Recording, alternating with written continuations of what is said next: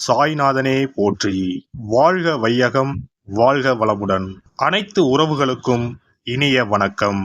நிகழும் ஸ்ரீ மங்களகரமான சோபகிருது ஆண்டு தை மாதம் 18ஆம் தேதி வியாழக்கிழமை அன்று சஷ்டி திதியில் சித்திரை நட்சத்திரத்தில் திருதி நாமயோகத்தில் வணிசை கரணத்தில் சித்தயோகம் கூடிய நன்னாளில் இந்த சீர்மிகு பிப்ரவரி மாதம் பிறக்கிறது.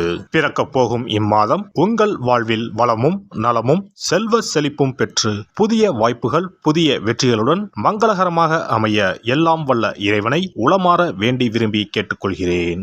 இம்மாத கிரக நிலைகளை பார்க்கும் போது மேசத்தில் குரு பகவான் சஞ்சாரம் செய்கின்றார். சனி பகவான் கும்பராசியில் பயணம் செய்கிறார். ராசிக்கு 6ஆம் இடத்தில் கேது பகவானும் 12ஆம் வீட்டில் ராகு பகவானும் பயணம் செய்கின்றனர். சுக்கிரன் புதன் செவ்வாய் ராசிக்கு 9ஆம் இடத்தில் சஞ்சாரம் செய்கின்றனர். ஜனவரி 15ஆம் தேதி சூரிய பகவான் மகர ராசிக்கு மாறியதை தொடர்ந்து பிப்ரவரி 1ஆம் தேதி புதன் பகவானும் பிப்ரவரி 5ஆம் தேதி செவ்வாய் பகவானும் மகர ராசிக்கு பெயர்ச்சியாக உள்ளனர். இதனால் பிப்ரவரி மாதத்தின் தொடக்கத்திலேயே 3 கிரகங்களின் சேர்க்கை நடக்க உள்ளது.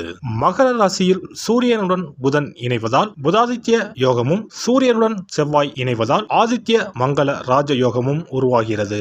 இந்த கிரக அமைப்பினால் உங்கள் வாழ்வில் ஏற்படக்கூடிய சுபம் மற்றும் அசுப பலன்கள் என்ன என்பதனை விரிவாக காண்போம். இதுவரை ஆபத்தில் சிக்கி சீரழிந்த உங்கள் வாழ்க்கை பயணம் மாறப்போகிறது.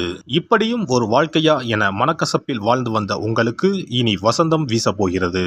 இனி யமனே உங்கள் எதிரில் வந்தாலும் சிவனின் அருளால் எதிர்த்து நின்று போராடும் பலம் உங்களை வந்து சேரும். உங்கள் பிறப்பு ஒரு சாபக்கேடு அல்ல, அது சரித்திரம் படைக்கும். கன்னிராசி அன்பர்களே, இம்மாதம் முழுவதும் செவ்வாய் மற்றும் ராகு பகவானால் நன்மைகள் ஏற்படும். திடீர் அதிர்ஷ்ட வாய்ப்புகள் எதிர்ப்படும். குழந்தைகளால் மகிழ்ச்சி தரும் சம்பவங்கள் நிகழும். நண்பர்களும் அனுகூலமாக இருப்பார்கள். அவர்களிடம் எதிர்பார்த்த உதவிகள் கிடைக்கும். வெளி வட்டாரத்தில் செல்வாக்கு அதிகரிக்கும். ஆன்மீகத்தில் நாட்டம் ஏற்படும். எடுத்த செயலை வெற்றிகரமாக முடிப்பீர்கள். பணப்புழக்கம் அதிகரிக்கும். குடும்பத்தில் உறவினர்களிடையே இருந்த கருத்து வேறுபாடு நீங்கி சுமூகமான சூழ்நிலை உண்டாகும். வெளி வட்டாரத்தில் மதிப்பு மரியாதை கூடும். மாத பிற்பகுதியில் குடும்ப பெரியவர்களால் நன்மைகள் நடக்கும். நண்பர்கள் உதவிகரமாக இருப்பார்கள். புதிய ஆடை ஆபரணங்களின் சேர்க்கை உண்டாகும். ஆண்களுக்கு பெண்களாலும் பெண்களுக்கு ஆண்களாலும் நன்மைகள் ஏற்படும். சிலருக்கு புண்ணிய தலங்களுக்கு செல்லும் வாய்ப்பு உண்டாகும். ஆனால் உடல் நலனில் கவனம் தேவைப்படுகிறது. தாயாருடன் கருத்து வேறுபாடுகள் ஏற்படக்கூடும். அவருடைய உடல் ஆரோக்கியமும் சிறிய அளவில் பாதிக்கப்படக்கூடும். தாய்வழி உறவினர்களிடம் அனுசரணையாக நடந்து கொள்ளவும். அலுவலகத்தில் உற்சாகமான சூழ்நிலையே காணப்படும். எதிர்பார்த்த சலுகைகள் கிடைக்கும். உயர் அதிகாரிகள் அனுசரணையாக இருப்பார்கள். சக ஊழியர்கள் மத்தியில் உங்கள் அந்தஸ்து உயரும். சிலருக்கு நீண்ட நாளாக தடைப்பட்ட பதவி உயர்வு கிடைக்கும். தொழில் வியாபாரத்தில் முன்னேற்றமான சூழ்நிலையே காணப்படும். உழைப்புக்கேற்ற ஆதாயம் கிடைக்கும். பங்குதாரர்களுடன் இணக்கமான சூழ்நிலையே காணப்படும். மாத பிற்பகுதியில் கொடுக்கல் வாங்கல் விஷயத்தில் எச்சரிக்கை அவசியம்.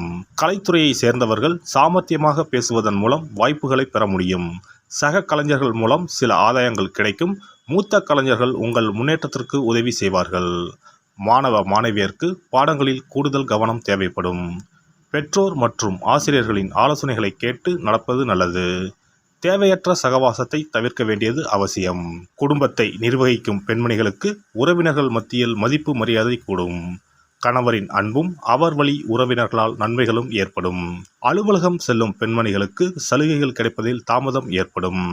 இம்மாதம் சாதகமான நாட்கள் 6, 7, 9, 10. சந்திராஷ்டம நாட்கள் 11, 12. அதிர்ஷ்ட எண்கள் 4, 6. வழிபட வேண்டிய தெய்வம் அம்பிகை மகாவிஷ்ணு. பரிகாரம்: வியாழக்கிழமைகளில் தட்சிணாமூர்த்திக்கு நெய் தீபம் ஏற்றி அர்ச்சனை செய்வது நன்மை தரும். சிறப்பு பரிகாரம் மற்றும் ஆலய தரிசனம். புத்திர பாக்கியம் என்பது திருமணமாகி பல ஆண்டுகள் ஆகியும் புத்திர பாக்கியமே ஏற்படாத நிலை.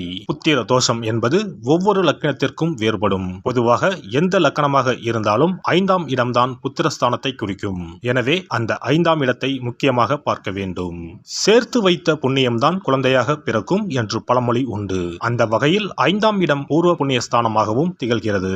தாய்மாமன் தாய்வழி உறவுகள் ஆகியவற்றை குறிப்பதும் 5ஆம் இடம்தான். 5ஆம் இடத்தில் பாவக்கிரகங்கள் அதாவது ராகு, செவ்வாய், சனி அல்லது சூரியன் அமர்ந்தால் ஒரு சிலருக்கு குழந்தை பாக்கியம் இல்லாமல் போகும் அல்லது தாமதமாக கிடைக்கும்.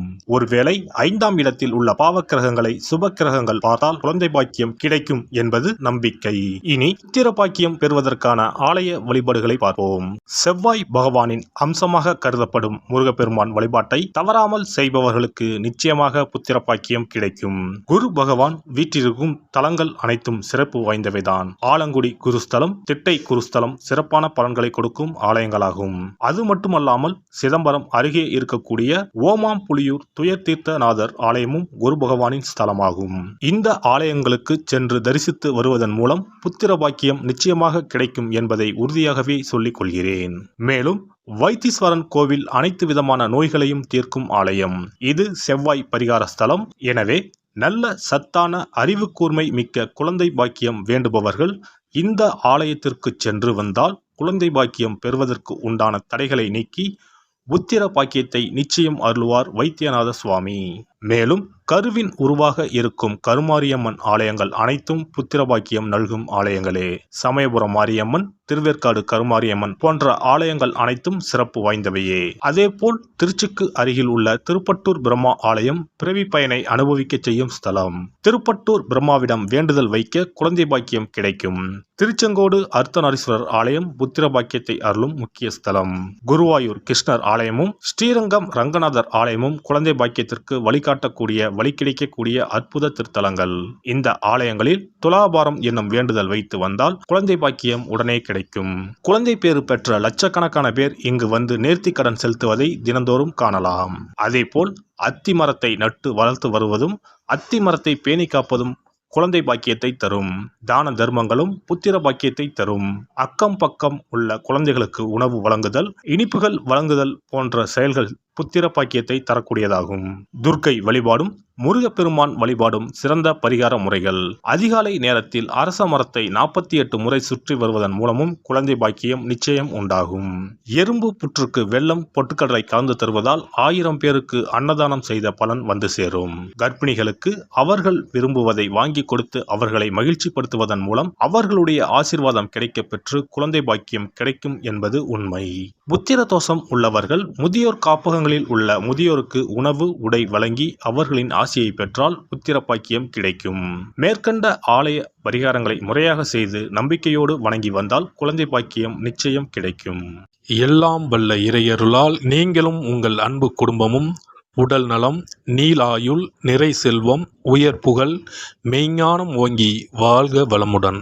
இந்த வீடியோ பதிவு உங்களுக்கு பிடித்திருந்தால் லைக் பண்ணுங்க, கமெண்ட் பண்ணுங்க, ஷேர் பண்ணுங்க, மறக்காம சப்ஸ்கிரைப் பண்ணுங்க, பக்கத்துல இருக்கிற பெல் பட்டனை கிளிக் பண்ணுங்க. நன்றி, வணக்கம். ஓம் நமச்சிவாய, சிவாய நம.